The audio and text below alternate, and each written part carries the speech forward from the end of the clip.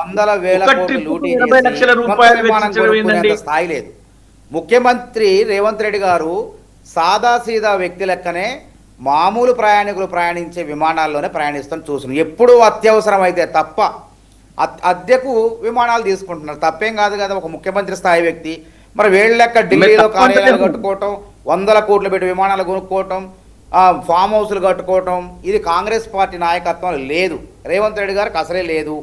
కాబట్టి నేను ఏమంటున్నా నిన్న మ్యాచ్ అనేది ఒక స్ఫూర్తి, క్రీడా స్ఫూర్తిని, అంటే ఆటలంటే ఒక క్రికెటే కాదు, మన భారతీయ ఆటలతో పాటు హాకీతో పాటు ఇట్లాంటి అన్ని ఆటలు కూడా రావాలి, మన తెలంగాణ పిల్లలకు విద్యార్థులకు నేర్చుకోవాలనేటువంటి ఒక క్రీడా స్ఫూర్తిని నింపడానికి జరిగింది.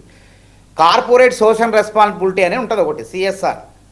ఎందుకంటే సింగరేణి వాళ్ళు ఏం చేస్తారంటే ఆ రెస్పాన్సిబిలిటీ కింద వాళ్ళ పరిశ్రమలు పెడుతున్నారు కాబట్టి ఇట్లా సమాజంలో మంచి పనుల కోసం డబ్బులు వెచ్చించే వెసులుబాటు ఉన్నది. అది ఎవరి కోసం? అది సింగరేణిలో స్కూల్స్ ఉన్నాయి, అక్కడ ఫుట్బాల్ ఆడతారు పిల్లలు. రైల్వే స్కూల్స్లో ఫుట్బాల్ ఆడతారు. అదేవిధంగా సాంఘిక సంక్షేమ గురుకులాల్లో, ఎస్టీ ఎస్సీ గురుకులాల్లో కూడా ఫుట్బాల్ ఆడతారు, ఫుట్బాల్ స్టేడియాలు ఉన్నాయి. అంటే క్రీడల్ని, ఆ విద్యార్థుల్ని, అంటే మన ఒలింపిక్స్ గేమ్స్లో మనం భారతీయులు అంటే క్రికెట్ అయినా ఒక ఫుట్బాల్ కూడా ఉండాలనేటువంటి ఆలోచన ముఖ్యమంత్రి రేవంత్ రెడ్డి గారిది. అదేవిధంగా గత ప్రభుత్వానికి ఆ క్రీడా విశ్వవిద్యాలయం, యంగ్ ఇండియా స్పోర్ట్స్ యూనివర్సిటీ పెట్టాలన్న ఆలోచన వచ్చిందండి. దాని ఉద్దేశం ఏంది? మహాత్మా గాంధీ గారి ఆలోచన యంగ్ ఇండియా పత్రిక పేరు మీద ఆలోచన స్ఫూర్తిగా తీసుకొని నా తెలంగాణ బిడ్డలు ఒలింపిక్స్ లాంటి అంతర్జాతీయ క్రీడల్లో పాల్గొని భారతదేశానికి పేరు తీసుకురావాలి అని కొరియా పోయి అక్కడ ఎందుకు వాళ్ళు క్రీడల్లో రాణిస్తున్నారు అని తెలుసుకొని ఇక్కడ ఆ విధానాన్ని అవలంబించి ఆడ మంచి పని చేస్తుంటే దాన్ని తప్పుపడతారు. అదేవిధంగా ఇలా తెలంగాణలో ఇప్పుడు ఎన్ని కోట్లైనాయంటే అపర్ణ అనేటువంటి సంస్థ స్పాన్సర్. దానికి అపర్ణ వాళ్ళు, అదేవిధంగా సింగరేణి వాళ్ళు కలిసి ఆడిన ఆటలో స్పాన్సర్ వాళ్ళు. ఇందులో వాళ్ళు దుబారా చేశాడు, కేసీఆర్ దుబారా మూలంగానే తెలంగాణ దివాలా తీసింది. ప్రాణహిత చేవేళ్ల 38,000 కోట్లతో అయ్యే ప్రాజెక్ట్ని కమిషన్ల కోసం కక్కుర్తిపడి దాదాపు 1,80,000 కోట్లు ఖర్చు పెట్టి కూల్చి పడేశారు. ఇది ప్రజలు తెలియదా?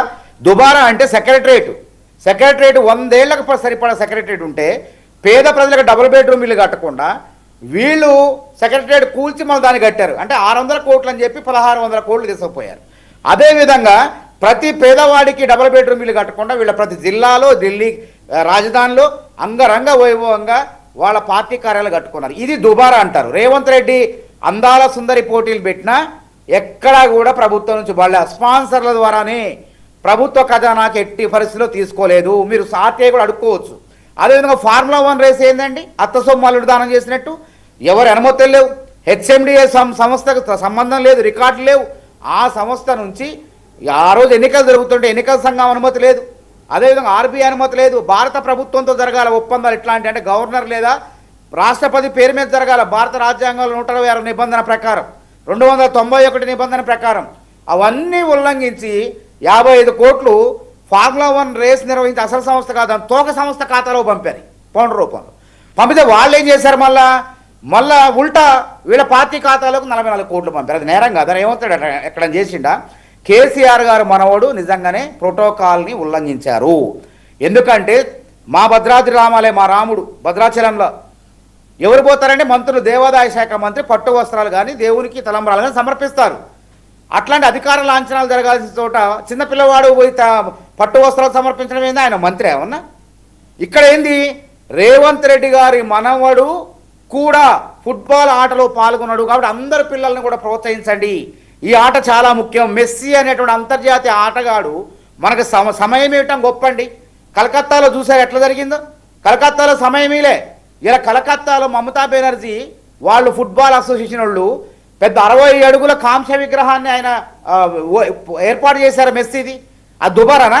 తెలివి ఉండాలి, సోయి ఉండాలి. ప్రమోట్ చేసేటప్పుడు, ఆటని ప్రమోట్ చేసేటప్పుడు మనం ఒక పద్ధతి అనే ఉంటుంది, ఒక విధానం ఉంటుంది. ఎక్కడా కూడా దుబారా లేకుండా తెలంగాణ వ్యాప్తంగా ఈ ఆట జరగాలి.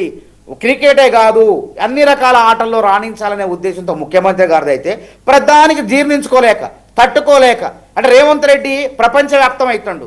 రేవంత్ రెడ్డి భారతదేశమే కాదు, రేవంత్ రెడ్డి ప్రపంచంతో పోటీ పడతాడు, పెట్టుబడుల విషయంలో పోటీ పడతాడు, తెలంగాణని ఖ్యాతిని మరింత పెంచుతుండు. అదే ఇది తట్టుకోలేకపోతున్నారు. గుర్తుపెట్టుకోండి, చరిత్రలో ఇలా గ్లోబల్ సమ్మిట్లో 5,75,000 కోట్లు మనకు పెట్టుబడులు వచ్చినాయి. గతంలో దావూసు సంబంధించిన దాంట్లో 2,20,000 నాకు తెలిసిన లెక్కలే 1,20,000 కోట్ల హైదరాబాద్లో అమెజాన్ కానీ, విప్రో కానీ, కాగ్నిజెంట్ కానీ, జేఎస్ జిందాల్ స్టీల్ కానివ్వండి, హెచ్సిఎల్ కానివ్వండి, ఇంకా చాలా సంస్థలు పెట్టుబడులు పెట్టి మంచిగా ఉద్యోగ ఉపాధి అవకాశాలు ఇస్తున్నాయి. అంటే జీర్ణించుకోలేకపోతున్నారు వీళ్ళు, తట్టుకోలేకపోతున్నారు. నేనేమంటానంటే భవిష్యత్ నగరం ఇలా కులీ కుత్బుషా అంటే 1556 సంవత్సరం ఎవరైనా హైదరాబాద్ నిర్మాత, చార్మినార్ కట్టింది ఆయనే అని చెప్తాం. అదేవిధంగా సికింద్రాబాద్ని అభివృద్ధి చేసింది ఎవరు? బ్రిటిష్ వాళ్ళు, ఆసఫ్ జాహీలు, నైజాం నవాబులు. అదేవిధంగా సైబరాబాద్ని అభివృద్ధి చేసింది ఎవరంటే చంద్రబాబు నాయుడు పేరు వస్తుంది. రేపు భవిష్యత్తులో భవిష్యత్ నగర నిర్మాత అంటే రేవంత్ రెడ్డి పేరు చిరస్థాయిగా చరిత్రలో నిలిచిపోద్దని చెప్పి తట్టుకోలేక ఇష్టం వచ్చినట్టు వ్యాఖ్యలు చేస్తారు. మానవతరాయ్ గారు, ఓకే, ఆయన ఫ్యూచర్ ఏదైతే విజన్ డాక్యుమెంట్ 2047 భారత్ ఫ్యూచర్ సిటీలో పెట్టారు, ఒక అడుగేశారు, ప్రపంచం దృష్టిని ఆకర్షించే ప్రయత్నం చేస్తున్నారు. ఓకే, కానీ ఇప్పుడు ఒకవైపు పల్లెల్లో పంచాయతీ ఎన్నికలు జరుగుతున్నాయి.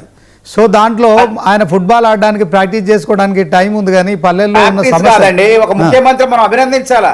ఒక సాక్షాత్తు ఒక ముఖ్యమంత్రి మన ముఖ్యమంత్రికి సత్తా ఉందని మనం అభినందించాలా. దేశంలో ఏ ముఖ్యమంత్రి లేదు, గత ముఖ్యమంత్రికి లేదు.